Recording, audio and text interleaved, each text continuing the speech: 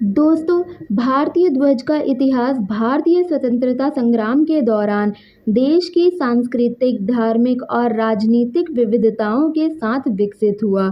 यह ध्वज स्वतंत्रता आंदोलन के विभिन्न चरणों का प्रतीक है और इसके अंतिम रूप ने स्वतंत्रता प्राप्ति के बाद राष्ट्र एकता और संप्रभुता का प्रतिनिधित्व किया।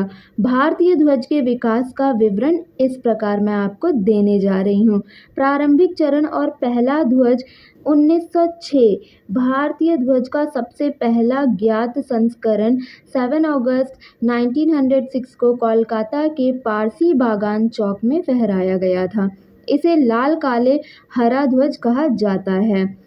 इस ध्वज में 3 क्षैतिज पट्टियां थीं, ऊपर हरी, बीच में पीली और नीचे लाल। हरी पट्टी पर 8 आधे खुले कमल थे, बीच की पट्टी पर वंदे मातरम लिखा था और लाल पट्टी पर सूरज और चांद के प्रतीक थे।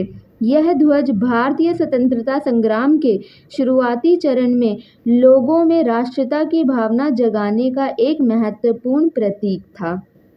दूसरा ध्वज 1907 में मैडम भीकाजी कामा, वीर सावरकर और श्यामजी कृष्ण वर्मा ने पेरिस में एक नया ध्वज प्रस्तुत किया, जिसे बर्लिन कमेटी ध्वज भी कहा जाता है। यह ध्वज भी 3 रंगों का था, ऊपर हरा, बीच में सफ़ेद और नीचे केसरिया। इसमें सफ़ेद पट्टी पर वंदे मातरम लिखा गया था और हरी पट्टी पर दाईं ओर अर्धचंद्र और बाईं ओर सितारे थे। नीचे की पट्टी पर एक सूर्य और 7 तारे थे। यह ध्वज भारतीय स्वतंत्रता संग्राम को अंतर्राष्ट्रीय पहचान दिलाने का प्रयास था। तीसरा ध्वज महात्मा गांधी का ध्वज। 1921 में महात्मा गांधी ने भारतीय राष्ट्रीय कांग्रेस के बीजापुर अधिवेशन में एक नया ध्वज प्रस्तावित किया। इस ध्वज में 2 रंग थे, लाल और हरा, जो हिंदू और मुस्लिम समुदायों का प्रतिनिधित्व करते थे। इस ध्वज के बीच में एक सफ़ेद पट्टी और उसके ऊपर चरखा था, जो भारत की आत्मनिर्भरता और स्वदेशी आंदोलन का प्रतीक था। बाद में सफ़ेद पट्टी को ध्वज में जोड़ दिया गया और इसे सभी धर्मों का प्रतिनिधित्व करने के लिए चुना गया। चौथा ध्वज 1931 में भारतीय राष्ट्रीय कांग्रेस ने एक नए ध्वज को अपनाया, जिसे वर्तमान ध्वज का पूर्ववर्ती माना जाता है। यह ध्वज 3 रंगों से बना था, ऊपर केसरिया, बीच में सफ़ेद और नीचे हरा। सफ़ेद पट्टी के बीच में नीले रंग का चरखा अंकित किया गया था। यह ध्वज भारतीय स्वतंत्रता संग्राम के अंतिम चरणों में राष्ट्रीय ध्वज के रूप में व्यापक रूप से स्वीकार किया गया। इसे स्वराज ध्वज भी कहा गया।